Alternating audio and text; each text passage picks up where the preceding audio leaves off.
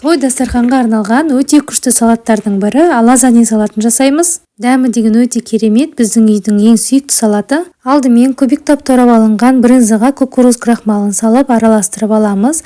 Оны кызып турган майга салып кызарганча куурамыз. Шампиньон саңырау кулагын, яғни казакча козу куйрук деймиз, кабыгын ашып, үшкө бөлүп ирилеп турап алган соң, үстүнөн сарымсак, туз, паприка, суюк майды коюп, аралаштырып, кызып турган печте 180 градуста 15 мүнөт арасында пиширип аласыз. Чоң ыдыска козу куйрукту, брынзаны, черри помидорун, кинза, кара буруч жана сарымсак пен тузду, бир аз казык соя соусун косуп, жакшылап аралаштырабыз. Дәми энди сөз жок керемет болуп чыгады. Пайдалуу паракшама лүпүл басып, тиркелип коюуду унутпаңыз. Конок дастарханга арналган адеми салаттардын бири үйрөк эти косулган салат. Бул салатты да жасап көрүңүздөр. Ол үчүн баялды мен кадыны видеодо көрсөткөндөй ирилеп турап аласыздар. Алгар борушун ак жерлеринен тазалап, оны да ирилеп турап аламыз. Жаңағы көкөнүчтөрүбүзгө паприка мен туз, сарымсак мен суюк майды коюп, жакшылап аралаштырабыз. Оны 20 мүнөткө маринадталууга калтырамыз. Одан кийин кызып турган печте 200 градуста 20 мүнөт арасында пиширип аласыздар. Үйрөк этин жалпагынан турап, оганда сарымсак мен туз, паприка, бир аз касык балды косуп, аралаштырып, 30 мүнөткө кое турабыз. Одан кийин май куймай, кургак, асты күйдүрмөйтүн табада үйрөк этин кууруп аламыз. Ол куурулганча жандоону кайнаган сууга салып, бир аз касыкта лимон суун куюп, 2-3 мүнөт арасында пиширип аламыз. Оны суук сууга салып, суутуп аламыз. Үйрөк этинин осулай майы чыгады, оны сүзүп алып тастайсыздар.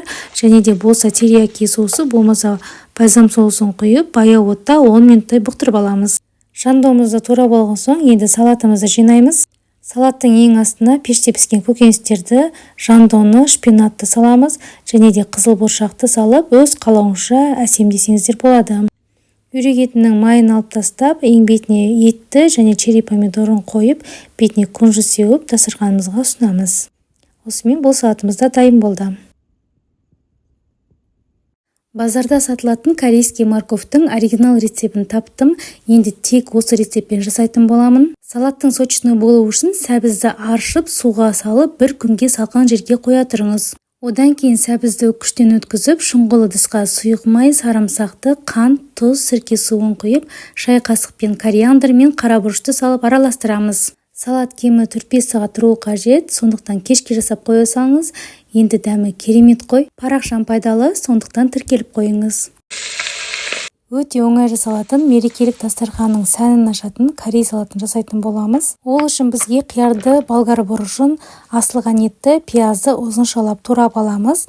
Дәмине карай туз салып, дайын сәбиз салатын косамыз. Осындай сочный сәбиз салатының дәл базардагыдай рецепти паракшамда бар. Жарты чай касыкпен кориандр, паприка, кара буруч, сарымсак және осындай бальзам соусу, болмаса соя соусун коссаңыз болот. Дәмдөөчтөрдүн үстүнөн ыстык майды коюп, өзүңүзгө унайтын көк шөптөрдү косуп, жакшылап аралаштырабыз. Көбүнө майонезди салаттарды жакшы көремин, сондуктан паракшамда осындай салаттардын түр-түрүн таба аласыз.